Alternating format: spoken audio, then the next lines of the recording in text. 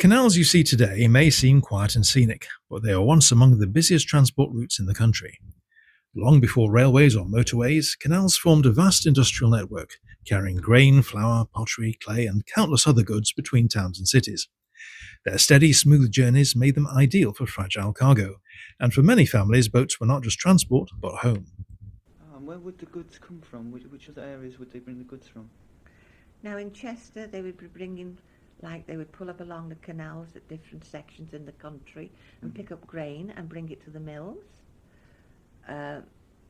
Flour would be milled in Chester. Flour was milled on the Dee Bridge in those days. That's right. And it would be taken by horse and cart to the canal side, loaded into the canals and probably taken down into the Midlands, or it would go into the Eastern Ferry section across towards the Mersey, Yeah. and travelling in all different sections.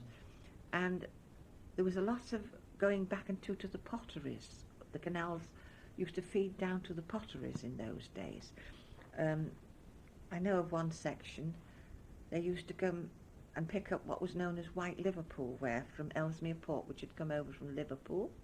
It would travel down the canal to Stoke, to the potteries, to be highly glazed, and then it would come back through Chester, back to Liverpool for selling. Also, from Chester and all different parts of, on these canals, they would go down to Stoke. They would be taking the clays for the potteries. Yes. They would be making the pots, and they would be packed in all these big straw cases. And you see, the canal was so steady, nothing got broke on those boats. Yes. It was such a gentle way of travelling Very with slow, things like that. Yeah. Could you tell me something of the canal people themselves? They were very hard-working people. Yeah. They were very large families, and they all worked the canals. Very colourful people in their working clothes. They were still colourful. They used to wear lots of petticoats, the ladies did. And of course, on any special occasion, they used to wear lots of gold jewellery. They would have lots of gold earrings and necklaces, and they loved very colourful clothes. What would the children look like? Can you remember? The children were always so brown. Of course, they had an outdoor life. They were very hardy children, and they had to work with their parents.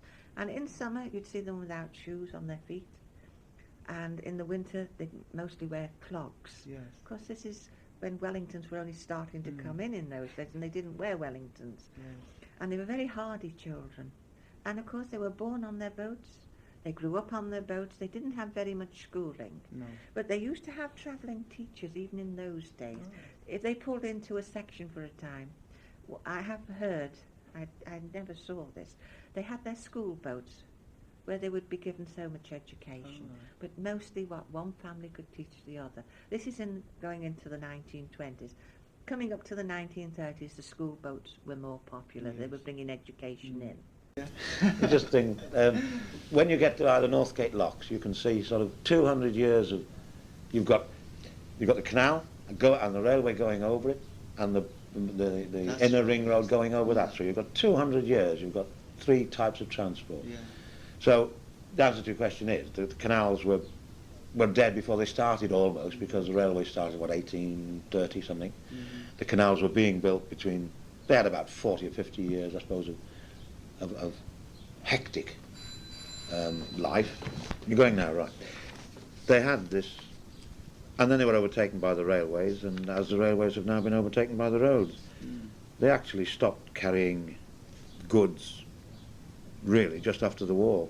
There was a big freeze-up just after the war in the not sure the date, about 1950s, and the boats were idle for 2, 3 or 4 months. They just couldn't move, and therefore the owners just they couldn't afford to carry on, so they just stopped. But during the war they were used quite extensively. Yeah.